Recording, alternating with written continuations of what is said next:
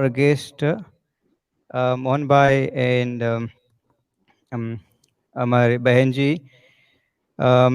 Today we are going to talk about the actually consistence into the our confusion into the our Hinduism. So just one second.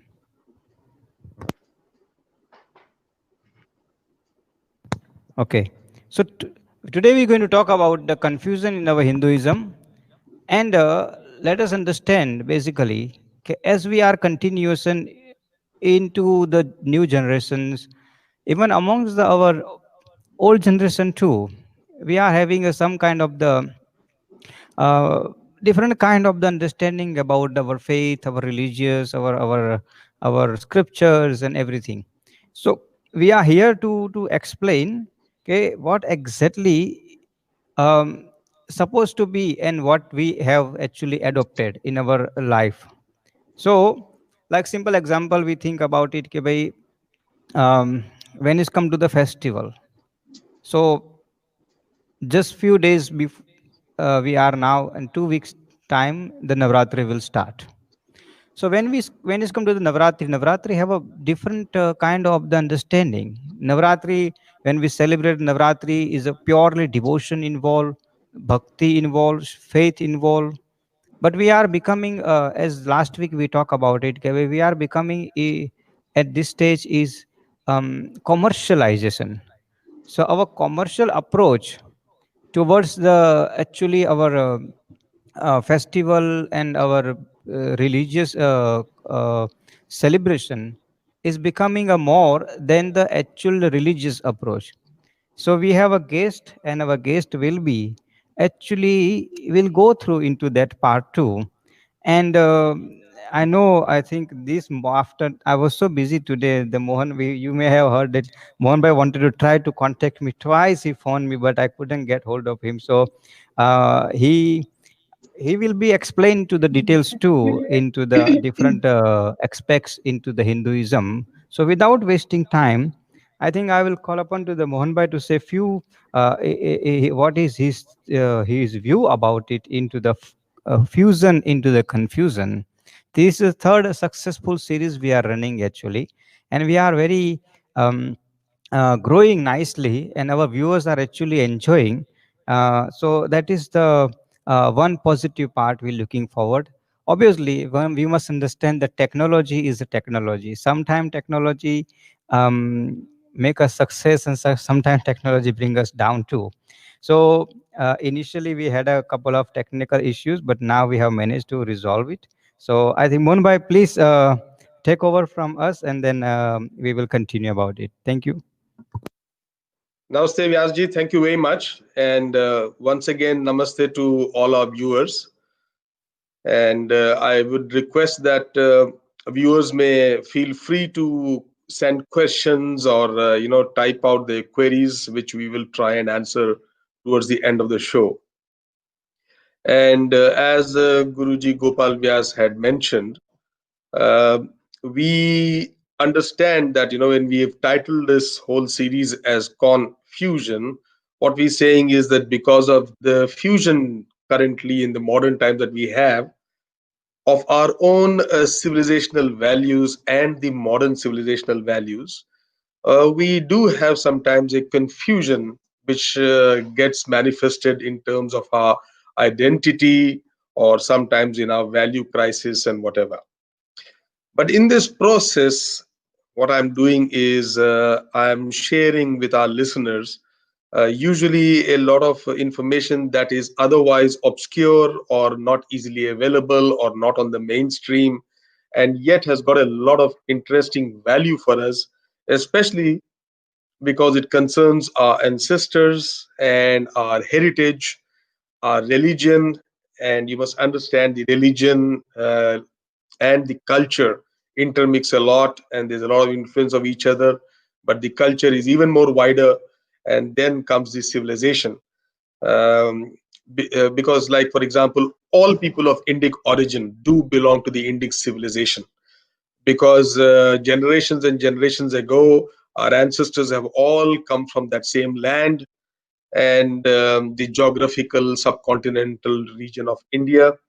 And it doesn't matter what religion we are or what we do, but we belong to that civilization, because of which we all have certain common cultural practices.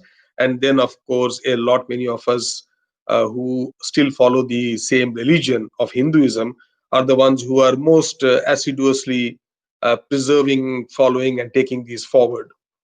But once we do this, we do know that because of the modern ethos and whatever it is, and because of lack of understanding of some things, we sometimes do have certain question marks in our mind. But before we address them or do anything, let us first understand what has been our cultural heritage, our civilizational heritage, or our religious heritage. And in that respect, we have spoken so far. We did speak about the gift of Sanskrit as a language, its influence on across the world. We also talked of our heritage in terms of there's a lot of heritage like yoga, number systems, so many things which we can talk about. But we chose to talk about the cow in our last episode. The very fact that the word "gau" is the root of the word cow, and then the zebu, the whole breed, which is such a craze in the world today, and yet we don't seem to be credited for it. Yet it's a gift of our civilization to the modern civilization. Today, when we talk of this, I know that the unknown narrative in people's minds is of the fact that we who are following our religion and our culture are probably limited to the land of India and pockets here in South Africa, and similarly pockets of diaspora in New Zealand, UK, US, and certain other places. Let us today examine what is the footprint of our civilization. And it is in this context I actually called Gopal Vyasji this morning, because I want to share, while I'm talking to our listeners, wanted to share a few pictures. And Guruji, I want to ask you that if I WhatsApp the pictures, will you be able to put them on the screen? Is that easy? Or else I'll have to show it like I did the last time from my phone. This is what I wanted to check before I proceed. Vyasji, if you heard me. Yeah, okay.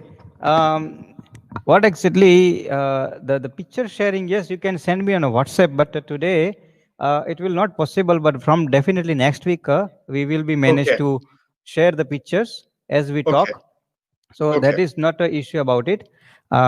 Because today I'm trying to new, because we are having a something new system. So I'm just trying to adjust it. So okay. definitely the next week we will share the pictures and everything. So just today Sure. use the phone Yeah. for a while, but next week we will be better in the situation about it. Yes, no problem. We can do that. I mean, our viewers will still get a gist of it. It's just that when we show on the phone, there might be a little shake here and there, but they're not many. They're just a few, just to be able to drive home the point and make it easy for you and visually more interesting. I'm going to today touch upon the topic that our whether it is the Hindu ethos, the Hindu religion or practices, or the understanding, or along with it, because the culture and the religion and the lives of people are so closely intertwined, it's difficult to distinguish between the two. But essentially, our culture, our civilizational values, what kind of a footprint they have across the world, and not now, from ancient times, and you will be able to see the evidence in all of them very easily. And that's what I would want to show you. And let me start in that, starting from, you will be aware that, right, let me start from the east. If I start in Japan, you're all aware that Japan, as it is, follows Buddhism, which does come from the Indic lands as a religion. They have, of course, transformed it into their own way, because it does happen anywhere. And but then you must be also aware of Ma Saraswati, how she is venerated in Japan. It's got its own name, but then you can see the sitar, the sitting position. You can see all those things, and these things are doing a lot of rounds on the internet, and they go viral. Should any of you have missed it, feel free to send a message to Guruji, and we can always share those kind of things. So you're aware that Japan, of course, is quite influenced by our religion and culture. And even Vietnam, if you get to Vietnam, you will know that there are so many shivlings that have been unearthed in Vietnam today. These have been excavated. A lot of those pictures have also done the rounds on internet and all those kind of things. And if we keep on looking there, then places like South Korea. Recently, there was this whole narrative that was going around that way back, something around the first century AD, there was a South Korean princess who belonged to the royal family from Ayodhya, and she reckons she's from the lineage of Rama and Sita. And in the first century AD, she had married a South Korean prince. And those people have been maintaining their tree, and they continue to believe that they belong to Sri Rama's family. And today there are more than 1 million of their family people who all believe that they belong to that sect. And that is the story in South Korea. If you went further in China, you know that Buddhism is very, very prominent in China. To the extent that many people in the world believe that Buddhism probably came from China. They're unaware that it is, Buddha was born in today's modern Nepal, and got his enlightenment in Bodh Gaya, and actually it's an Indian, contribution, all his thoughts and all those things. The Chinese government, of course, stifles a lot of those thoughts because they try to promote Confucius, because they want to try and build some of their own brand. Now, Confucius, very wise, very great man, no doubt. But then, if you look into our Vedic thoughts and our Vedic religion, our seers, our saints, our Buddhas, and all those things, then there are hundreds of Confucius available in our scriptures. But then, of course, the Chinese government, they would try to promote that because they want to do a much more, something like a Chinese brand. But then that's the Chinese government. Remember, the Chinese people are also a very ancient civilization and are very good people, though their government is a very undemocratic one. So that's their cause and that's their government. It's fine. They try to promote what they do, but the Buddhist influence cannot be denied in a place like China too. As we go on, we will see that in Malaysia and those places, especially Thailand and all, is complete lineage of Rama. Their kings are called Rama 4, Rama 5, whatnot. They got their airport is called Suvarna Bhumi, and then they've got the Samudra Manthan at the airport, life-size image and all that. You go to Indonesia, you will find that there, even though it's a predominantly Muslim country, they have not given up on their culture. And in their culture, that's why their airport is named after Garuda, and it's called Garuda International Airport. That's for there. But if we go up in China, you'll be surprised. Mongolia. And this is where I'd like to share an image, Even in Mongolia,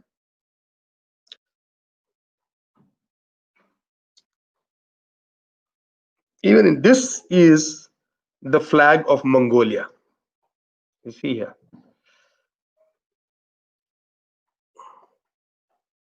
This Mongolian flag, it'll be very interesting for you to watch. Now watch this carefully. You see that Havan Kund there?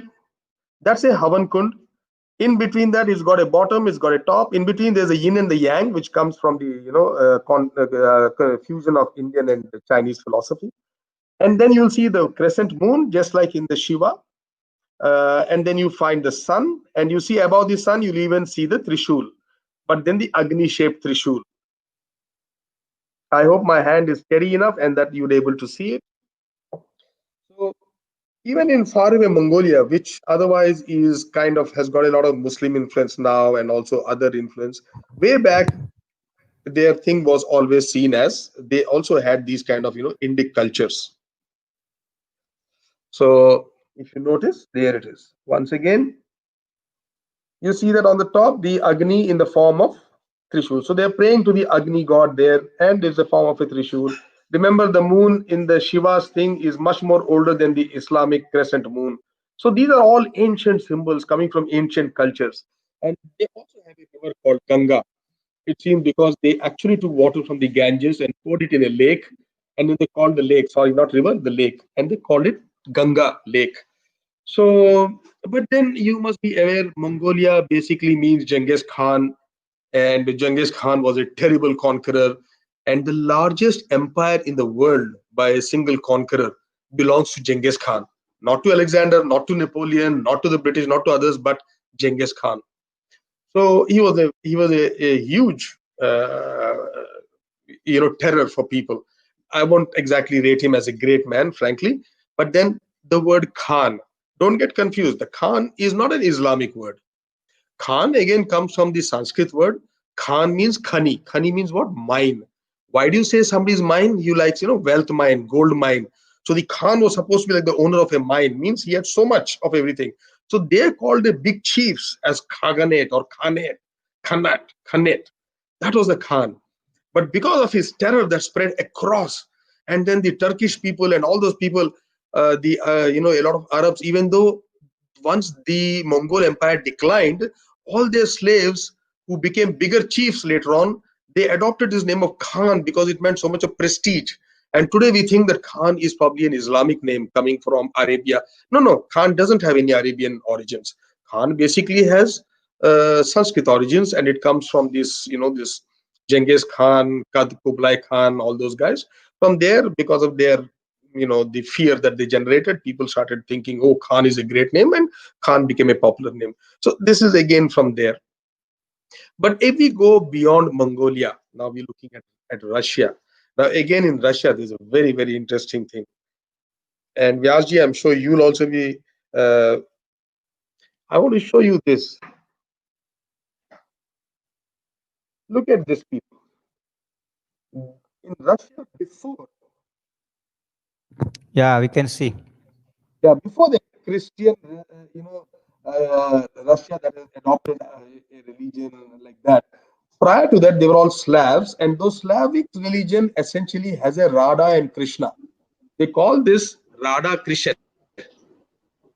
Radha is supposed to be the daughter of the sun god, and Krishna is supposed to be their god who is a shepherd, and he plays the flute. Now look at how uncanny the whole linkage is. And they call him Radha and Krishna. And Krishna is supposed to have sought after Radha's hand in marriage, and then he has actually married her. And you know that our Krishna, the stories are so many. Our Krishna bhakti, the Krishna that we have. Actually, it reminds me. Let me just narrate to you one very small anecdote here. We have a saint called Kankadas. Kanakadas is about 1,000 years ago. He was a very ardent Krishna devotee. And when he was invited to the lands of Udupi, he went there and he used to play his tambourine and sing bhajans of Krishna. So there was a temple there for Krishna temple. He actually sat behind the temple wall. He had, they created a small little accommodation for him. And there he was playing, and his bhakti was so much.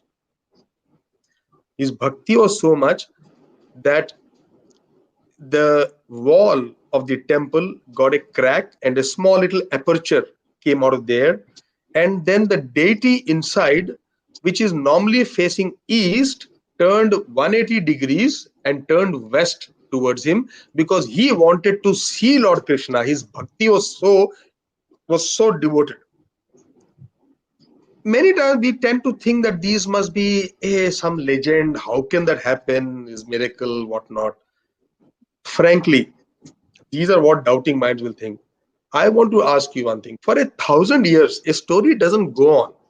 I mean, you try spreading some fake news today and let me see if people are going to take it. Now, what? Do you think those people were foolish at that time? That they didn't have that much sense? They just believed whatever was told to them? No. Even to this day, even to this day, they believe that story to be true because the Krishna deity, and this is in Udupi, this is a very wonderful temple. What happens is, this is the all you can ask Guruji here. All the deities in our temples, all our murtis are always facing east. This is the only temple in India where the deity is facing west. And can you imagine how particular we are about these kind of things? And will we allow our deity to turn west and leave it like that to support a false story? No way. So this has happened only because in truth this has happened where the Krishna deity actually turned 180 degrees, and you can see it from outside the temple. Because of that aperture, which then they made like a window there, so that it is called Kanakana Kindi, means Kanakana's window. Today, all the pilgrims who visit the temple, they actually go get the darshan through the window, and then they go in and then enter the temple, come back and view the temple from there. Now, this, because it belongs to the Madhava Mutt, what happened is that Mutt has got 8 temples in the surrounding areas. What they did is, after that incident, they have, this is the only Mutt in which, the only temples in India where the Bhagwan is facing west and not east. This is in India.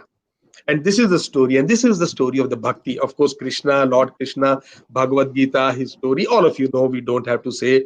Gopal Vyas ji is repeatedly holding lessons on Bhagavad Gita and all those things, which you are, I'm sure, is very, very enjoyable and very, very learning and enriching. So this Radha Krishna's mythology, or the story, or the belief, has been there even in the Slavic people, who were the pre-Christian people of Russia. And today, when they are going back to their roots, they are discovering this and feeling very enchanted. And they then realize that they had a whole system of religion and belief at that time, which is called Rodnovers. You can Google it, you can go to the internet and check them out. The Rodnovers believed in the supreme god called Rod. Now, Rod is basically our Rudra. They also have words like Swarog for Swarg. They have Varuna. They have all these gods which we had at that time. And these people believe in those kind of things. Now, here there's another interesting thing I'd like to show you.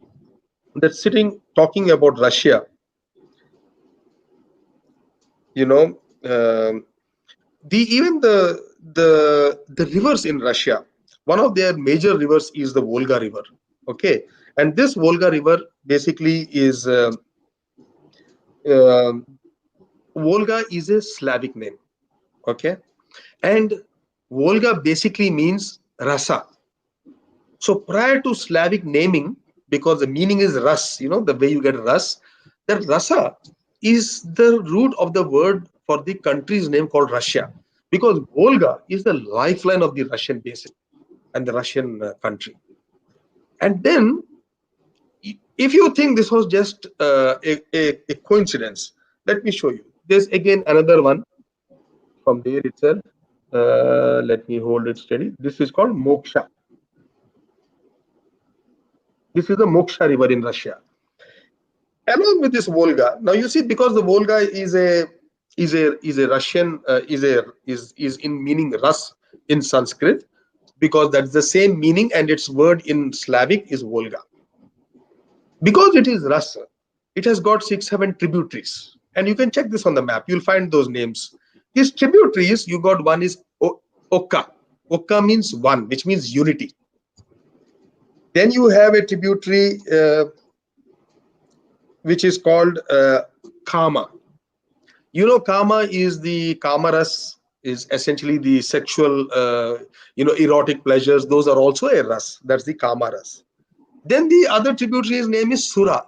Sura means, music ras, the music, all these, you see how all these rasas is making the single most important ras, that is the main river.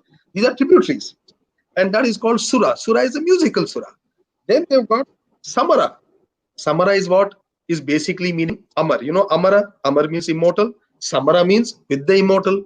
With the immortal means with God. And essentially, Samara is coming from the Somras. So again from Ras. So the tributaries coming into a meaningful form of all the various rasas, the music rasa, erotic rasa, Som rasa, all rasas coming into a main river called Rasa. And that Rasa's name is actually Volga, from which the country gets its name Russia. These are not coincidences. These have happened because our culture and the footprint went there. How did it go there? Sometimes the modern world, they try to claim that no, we got the culture from those people, which is laughable, because if the source of a culture usually is so rich and strong, it doesn't become so feeble as it is now there. You can very clearly see that the source is from us because of the depth of our culture. And obviously this culture and this footprint went across there, and then it got utilized into those places and those lands and those names, those rivers. They all have got these names. And and all these rivers then having a whole synthesis of meaning, is not just coincidence. And then how would this have happened? Either our travelers went there, because obviously we did not conquer those territories, we did not absorb them or keep it. It's just that, just like in today's modern civilization, you will see that the centers of this modern civilization, whatever they do is being more or less copied the world over, whether it's the English, French, or German, the kind of languages, or if it's the pant, shirt, tie, suit, and those kind of things, or if it's the pizza, burgers, all these are cultural footprints that you see across the world now. Similarly, you see here a footprint that has gone from here to all those places, and I'm showing to you in Russia how it has happened. Like you see, even today in our streets, we might call Bangalore Street or some other street in Lenasia and all those places. Why? Because some of our own memories we pull from there. But then, to name rivers after you, to name all those things, that means there must have been a very strong influence. It's not just a small little section of people who came and lived there, but when they came, the others were fascinated by their culture, they adopted it, they practiced it, and they even went further with it. And that is what is showing to us in the Russian territories. Let's keep going on. We've started from Japan, we covered these areas, we went on to Russia. Let's go further to Armenia. You must be watching the news these days, a lot of conflict happening between Azerbaijan and Armenia. Do you know the earlier name of Armenia? You can again go onto the net and check for yourself. The earlier name of Armenia was Hayastan. Hayastan means, Haya in Sanskrit is horse. So it was the place of horses. That region was actually known for its fine horses and its great horsemanship.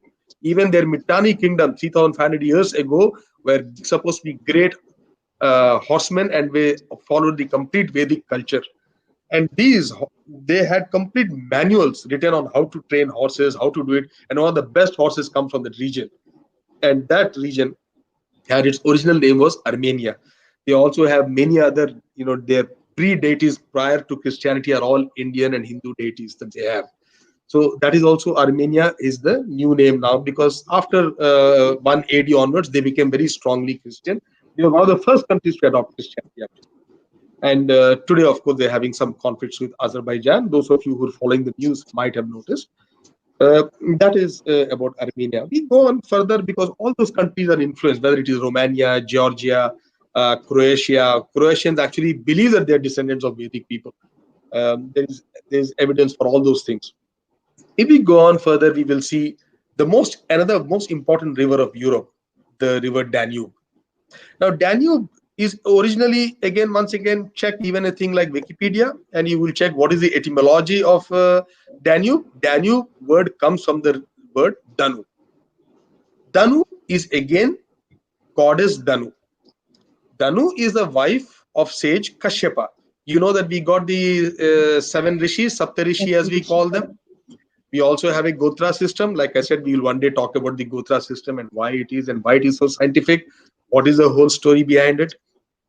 In these Saptarishis are the 7 rishis, our founding fathers, and one of these Saptarishis is Rishi Kashyapa, and one of his wives is Devi Danu, and she's a goddess. And actually, people in Ireland believe that they are Tuatadi Danu, means that they are the children of goddess Danu. And all the the countries that are on the banks of this river Danu or Danube is around 10 or 11 countries. 10 countries, I suppose, being the longest river of Europe and the second longest in the world. No, sorry, it's not longest. It's the second longest after Volga, and is also flowing through the maximum number of countries after the river Nile. So it's a very, very important river for Europe and very central.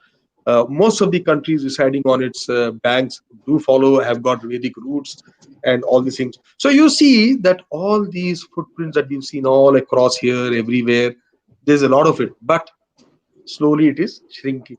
Like we were talking about Hayastan. Stan, you got Pakistan, Turkestan, so many stans. It almost looks like Stan is not a Sanskrit word. Stan is a Sanskrit word. You must have spoken in your language also, kaun se sthan pe hai. Sthan. Sthan means essentially stha. What is the root of the word stha? Stha is meant for anything that is immovable, anything that is very stable, very rock solid, one that can't be moved easily. That is sthan. So stha. So from that word comes sthan. Stan. So that is why, even though all these countries might want to promote their own culture, whatever they do, they cannot avoid the fact that their roots come from this culture from which we belong. And that is why when we say Vasudhaiva Kutumbakam, Vasudhaiva Kutumbakam, is what we're trying to say is that the world is a universe, is a family. That comes from our culture, because we have actually united the entire world in one culture at that time, including the word Stan, which is now the name of so many countries who have nothing to do with our religion or our culture, still follow the name as Pakistan, Turkmenistan, Turkestan, all those kind of things. So this is where it is, Stan. That is how the word Stan also comes. And this is where you see the culture. And what we have to take forward is that we are the children of a very, very universal culture. And hence, through our religion, we are able to preserve these values, and we are then taking it forward. And that is where, once again, I salute all of you who are following these cultures, who are interested in listening to these stories, and then are able to pass it on to other people who might be interested. Also, please, if you can, subscribe to our videos and whatever, and promote what we are trying to spread. Essentially, we are trying to spread the spirit of oneness amongst all of us. Thank you very much, Gopal Vyasji. I think I will hold it there for today. Happy to answer any Um, questions or further. And I know one day we'll get into a discussion mode so that our viewers might yes. find it more interesting. Thank you. Thank you to Mohan Bhai. Actually, very nicely he has explained about the place's name. In Sanskrit, we use the word called apabhramsha. Apabhramsha means ke when the word a word become a different kind of the pronunciation. Like for example, our town where I grow up called the Baroda. So Baroda is known for Baroda, but actually the original word is a Vadodara. But because the few people can't pronounce properly, that become a from Vadodara to Baroda, as it was like Mumbai to Bombay, and now it's becoming a Mumbai again. So, as Mohan Bhai has stated, the each word is came from the root cause of the our Sanskrit, and that means ke we are our Hindu culture, our Hindu tradition, our Hinduism is a as a part of the entire world, and that is why we use the word called the Vasudhaiva Kutumbakam. I would like to tell our viewers that this broadcasting which we are doing is broadcasting on a Facebook, YouTube, and now is our Jai Ho radio also is listening. Our Jeho radio viewers also is listening at the moment. We have managed to broadcast on a Jeho radio too. So next week we will share the Jeho radio link too. So anywhere in the world you can listen. Even if you don't watch, you can listen because on the radio, Jeho radio also, we're going to be broadcast this part of the talk too. So now I'm going to ask Bhanumati Ben without wasting too much time. Bhanumati Ben will share her view to in regards of the confusion in our culture. Bhanumati Ben? Namaskar. Delighted once again to join this panel. Mohanji, you've taken us on a very wonderful journey with various examples. You've told us the how far and deep the Indic roots or the Indian footprints scattered around the world. So taking this discussion forward, and yes, before I forget, Mohanji, my students have asked me to convey to you that the videos that you bring out under the banner of Indic warrior, Indic narrative, are hugely informative, and they have gained a lot of knowledge on the Indic civilization. And so, please keep up the good work. And I think the Indian youth need more initiatives like these. So it's great, good. So, taking the discussion forward about the historicity of the Greater India, and when we say Greater India, we're talking about all those places which have been influenced by the Indic civilization, and that's the Greater India. And I'll also, through an example, maybe tell you about how that is, how that's relevant to today's topic, and how is it relevant today to the youth. All of you know that Indonesia is uh, the largest Muslim country in the world, right? But did you know that till the 17th century, Indonesia was a Hindu Buddhist country? That means just 400 years ago, the country's language, culture, tradition, kingdoms, they were all having the Indic civilizational influence in it. In fact, I think the Indonesian history is written in Sanskrit and Prakrit. Ganesha is still, on their currency note, and every year they perform Ramayana and on a very grand scale, and even the Muslim Indonesians participate in it wholeheartedly, right? And they have also retained their Sanskrit names, their leaders. You might have seen or heard that they are Sukarno or Megavati Sukarno Putri, meaning Megavati, the Putri of Sukarno.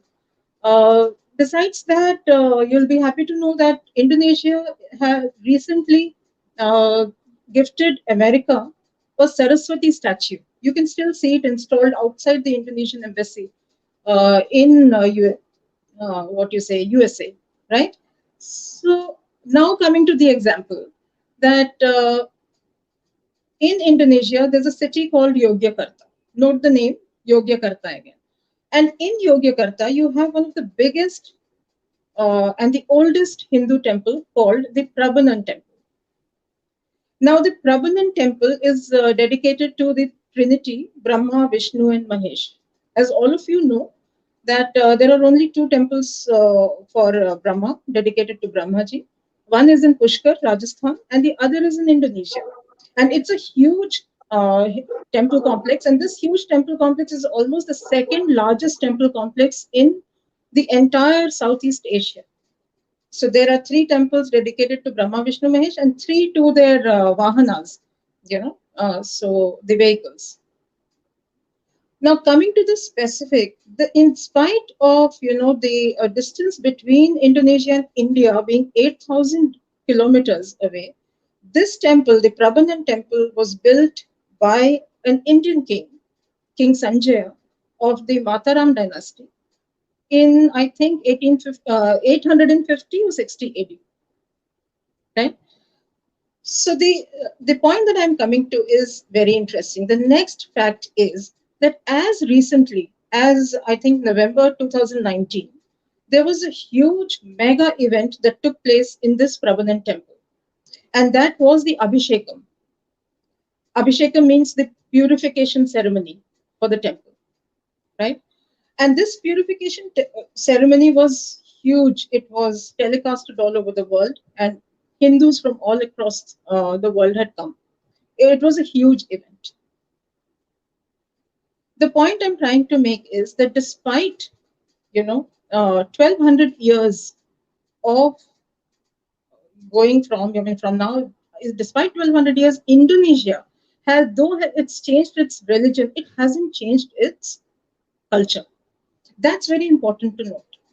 Okay, so when you have a culture which is eroded, you cannot bring the identity of its citizens back. So the stronghold is the identity, and that identity is Indian, right? And this historicity of the greater India needs to be put back in the Indian mind space once again, because I think somewhere we've forgotten. And it's a beautiful example of religious syncretism that the world's most populous Muslim country is accepting, acknowledging, and celebrating its Hindu ancestry. Isn't that wonderful? And doesn't it give us a huge message? Indonesia can be an example. And why Indonesia? I think, like Mohanji said, almost all Indian footprints can be seen all around. Bali is a Hindu temple, is a Hindu country. Then you have Mauritius having Ganga Talao and Bhojpuri culture. You had ambassadors from Magad and Malwa going to as far as Greece. Then, like Mohanji said, the Korean prince marries a princess from Gaya. So half of it's a part, at least part of the Korean DNA has Indian DNA in it. This way, I think, and Angkor Wat is one of the biggest temples in the world. That's in Cambodia, right? And you have innumerable examples of your Indic footprints across the world. What you need to know is that there are many in today's world who are trying to label us as Hindus or India as somebody who's very narrow-minded, who's Islamophobist, who's intolerant. They call fascist India, and I'm talking to all those people, and there are many. I can name them. They are Bernie Sanders. They're people like Jeremy Corbyn. There's China. There's even a section of your own Indian society which likes to push this narrative about India and Hindus being in that small space and not having enough substance to give to the world. And to them, I think this is a great example that they need to, be reminded that the world's largest Muslim country acknowledges and celebrates its Hindu roots. And how did they do it? They didn't do it on a gunpoint. The beauty of the entire thing is that they didn't do it at a gunpoint. They didn't use a sword. It was done in the most peaceful way.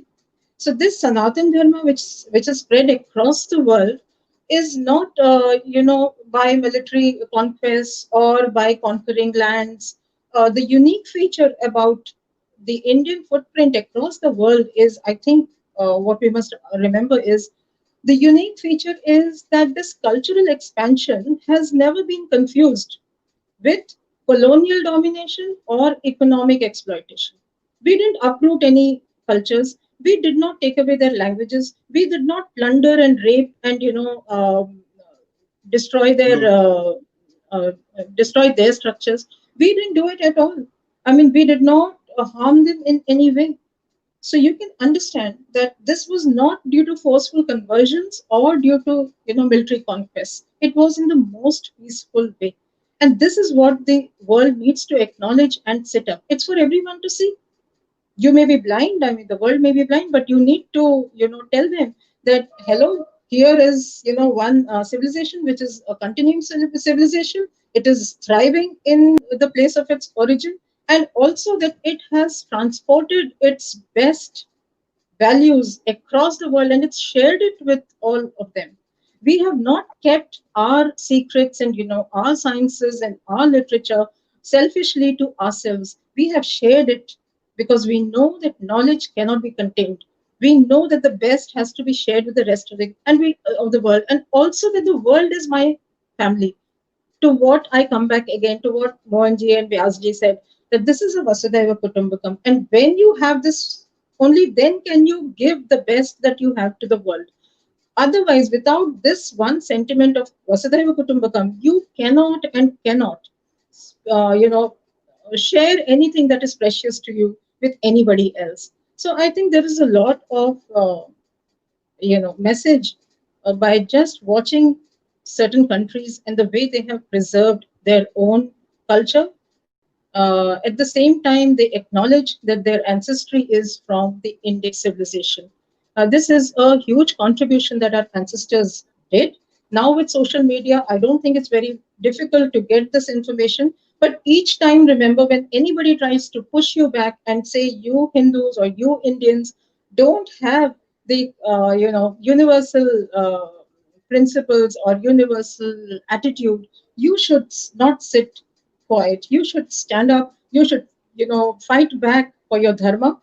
You should fight back for the glory of your ancestors, and also you should believe in the greatness of your civilization. It is not easy to spread something and also allow it to flourish there. I mean, nobody adopts anybody else's good things just like that unless you have something superior to offer. And that is what we need to acknowledge. Let us not forget that the hard work that people have done, that our ancestors have done, is soon shrinking. People are deliberately trying to forget that and deliberately trying to label India and Hindus in a particular derogatory way. And that's when I think you need to sit up and say, hello, here we are with our footprints all around the world. And today, the archaeological, the literary, the inscriptional, every evidence is there to tell you that your ancestors did go around the world, and there was a time when the world belonged to India. Right? So, with that confidence and that belief, your point, please your go point ahead. here. Yes. Yeah, yes, your point here is about the mind space. Very important point, because what happens is we ourselves are trying sometimes, unknowingly are equating paganism to Hinduism, because you got Exactly. multiple gods. They don't understand why we have so many gods and whatnot, because they never understand the philosophy of Hinduism. And Yes. as a result, it is many times equated to paganism, because in all these countries that I mentioned, the earlier Hmm. religion or practices were kind of Hindu, and Hmm. paganism is something much more barbaric or much more older or traditional, which doesn't have much value. But these value systems should not be confused with paganism and be dismissed in that fashion. I think in our own mind Exactly. space, that is very important Yeah. to understand what our heritage is and what is the philosophy and how important it is and how time tested it is. Yeah. Exactly. And that's what I mean. The parting message that we all need to take is this: that yes, there are very subtle differences. Don't allow them to, have an argument with you, and have a very informed argument. Because now is not the time to just go and say Jai Shri Ram and say, oh my faith is, the greatest. But here you have so many, of us telling you a lot of information and facts about how to defend something that is too great for it to vanish from the face of the earth. It is Thank you. you and I who will have to fight for it. Nobody else will come in to your defense, or nobody else is going to give you that recognition. If you understand on your own with facts that you had a universal footprint all around the world, and it is not a joke. And this strength, this belief, and this confidence, I think, will allow you to sail many, many storms. And I think the proof that we are a civilization, a living civilization, a thriving civilization, unbroken for the last 20,000 years, is again another, uh, this is proof that there is something very valuable that we cannot allow to just disappear. So, with that note, I hope all of you will be reading and listening more to such discussions and read more on your scriptures. Very happy, Gopalji, that you are doing wonderful job keeping our traditions alive so far away from the country. A big pranam to you and to all the followers of Hinduism and Sanatan Dharma. A big thank you and namaskar from Varanasi. Thank you, Bhanumati Ben. She is from the India actually, and Varanasi, which is known as the Kashi. Those who don't understand the Varanasi. Now we have a 7 minutes, so we can have a one or two point debate if we want. But the main part is, okay, our this current generation, what happened is we are, every one of us is trying too hard to explain, and the point is they understands, but there is a one part called the fear to express that stand up kind of the nature. So simple example I will give, like particularly in overseas, I'm not sure about the India what happening last 15 years because I'm out of that. So like when Diwali come, so when it's Diwali celebrations come, so we all of us know Diwali is like celebration, we and whole world celebrate Diwali. But when it's come to the take the one day off from the work, our Hindu do not go to the bosses and tells, okay, look, today is my Diwali and I need a one day off, and I will definitely take off. And it is allowed to all over the world to take off the Diwali celebration, despite the government declare the day of the day off leave. They don't have to go to the work, but our people still prefer to go to the work.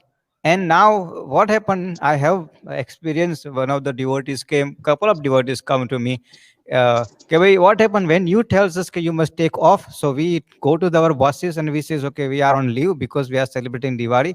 But our next colleague who is a Hindu, who just go to the work, now we are amongst ourselves, we are contradicting, and now the other bosses get confusing now. Okay, bhai, one saying I must take off and another saying I don't have to. So we need to, I always say the viewers and listeners of the Jai Ho Radio and all these viewers, I'm starting from today. When this Diwali, when it's come to Diwali, do not feel shy. Go to your bosses, tell Kabir, this is my celebration. I will take one day off unanimously. That is where the awareness comes. We're not saying that we must be fundamentalist, but what I'm saying is awareness. So the next generation will understand about the festival importance.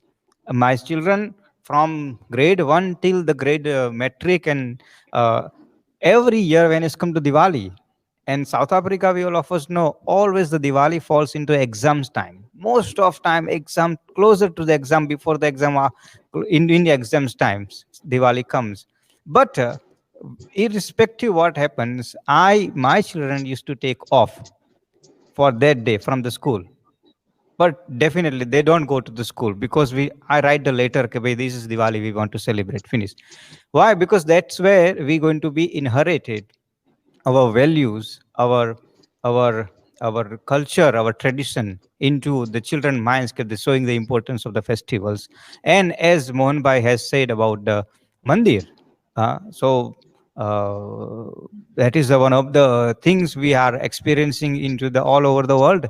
Um, right now, I'm talking here in East London. Our mandir is like the 40-year-old mandir, but our institution is 95-year-old, and this is the second mandir we built it, because we had over another area before the apartheid starts. There was another area, there's a mandir. So technically in East London, the Hindus celebrating all the festivals from last 95 years. And when I was in Mozambique, still there is a mandir in the called the Salamanga area, and that mandir is 120-year-old mandir basically.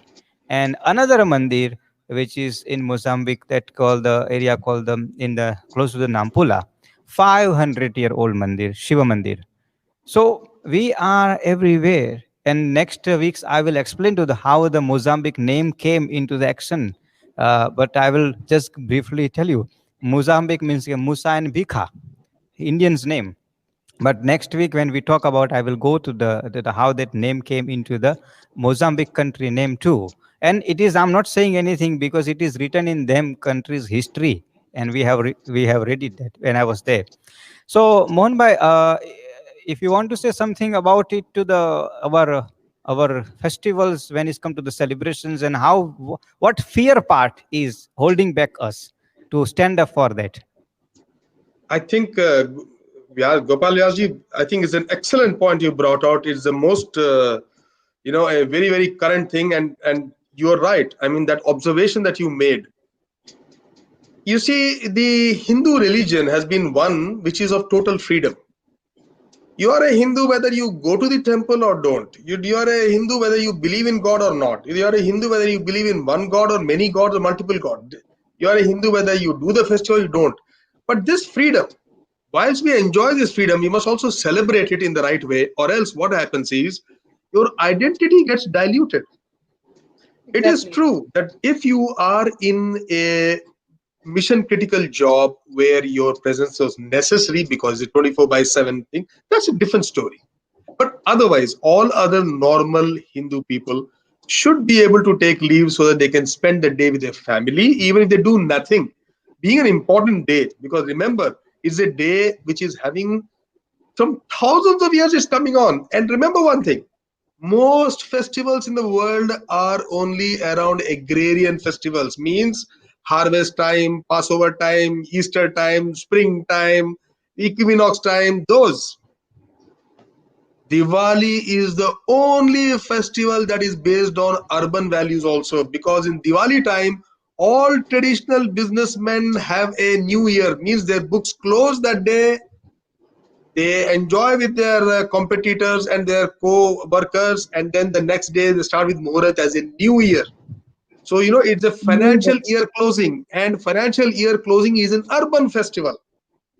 And for a society to celebrate an urban festival, they have to be wise and living thrivingly for at least 15 to 20,000 years.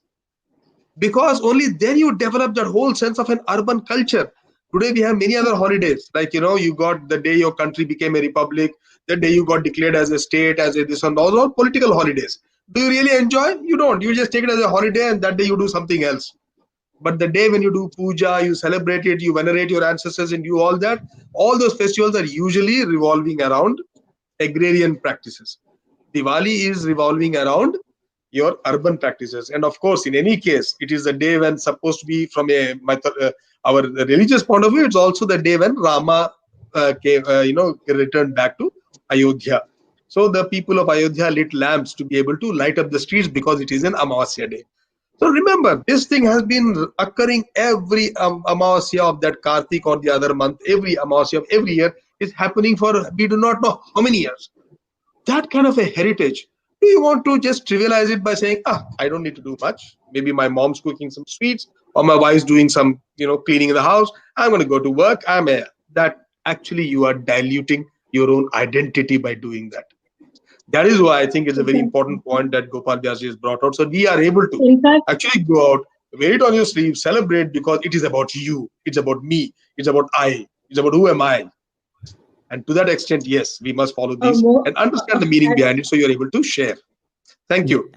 Bhanumati, there is an you want to share incident. views? Yes, I was just wanting to, share an experience that my friend in the US university. She said, the Diwali day for us has turned into a Diwali pub night. So Diwali pub night means all the students from India, whether Hindu or not, they all go, and the Diwali is celebrated in some of the universities. I'm not talking about all, but she said in my university it's converted into a Diwali pub night. So see how the values get diluted. And let me tell you that nobody supports this also. The ecosystem is such that nobody ever supports you when you are religious. All right, they will always look at you as somebody who's very regressive, somebody who's, going back ages, and he's not modern. So in that sense, we need to change the mindsets. We need to change in the homes the way we educate our students and our children. It's basically that change that needs to come, and it's very essential. Very essential. Yes, that is why we are here now, to bring the change into our younger generation's mind and everyone's mind, to bring the change. And we will be definitely stand up for, and we will actually guide all our viewers to how, when it's come to our culture, our tradition, our faith, our belief, non-compromise mindset we need to be adopted. And that is why I always says, when like since this lockdown happened, March 2020 in South Africa, I when within 48 hours we started broadcasting live, and I always say, "Okay, bhai, we are here to one thing is non-compromise policy, and to just I'm going to end it with that note. Okay, non-compromise policy means we celebrate Krishna Janma celebrations on Krishna Jayanti night. Every year our celebrations happen from 6 to evening till the midnight 12 o'clock, fix that time, 6 hours fixed program. Now since this lockdown happened, we cannot celebrate the way we used to, and there was lot of manthan was going on, churning was going on, what exactly we do, how we exactly do. And obviously finally we come up, okay, but yes, our policy is one policy, non-compromise policy. We will celebrate 6 hour completely on virtual, and we did celebrate 6 hour virtual. And the one part, because I am on a live television, I cannot say is lie anything. Every single person that night, 2,500 people has watched that, our entire broadcasting. And every single person who has watched this is, we didn't expect it. Okay, this way you are going to broadcast, it didn't allow us to actually move 1 second away from the screen.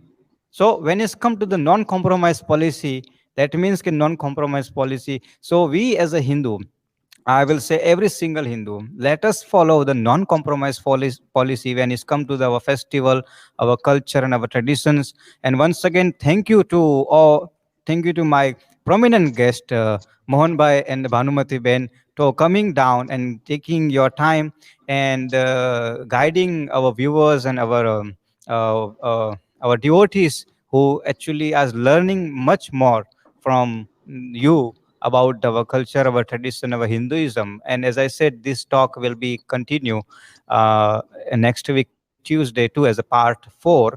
And initially we had a slight of a technical issue, but that's fine. We have managed to come over. But now we have a third destination, which is Jai Ho Radio. Jai Ho Radio is a South African based radio and online radio, which has started in a lockdown by me and my friend Kirit Bhai. So basically, that radio also is broadcasting live this talk. So we have a three destinations, I mean, three different destinations, three different viewers are listening our discussions. So thank you very much for coming. And next week we will see you. Jai Shri Krishna. Thank you for coming to this show, and we will have a next week continuation of this show too. Um, Thank you. Jai Shri Krishna. Thank you. Thank you, this Vyasji. Jai Shri Dhanyawad. Krishna.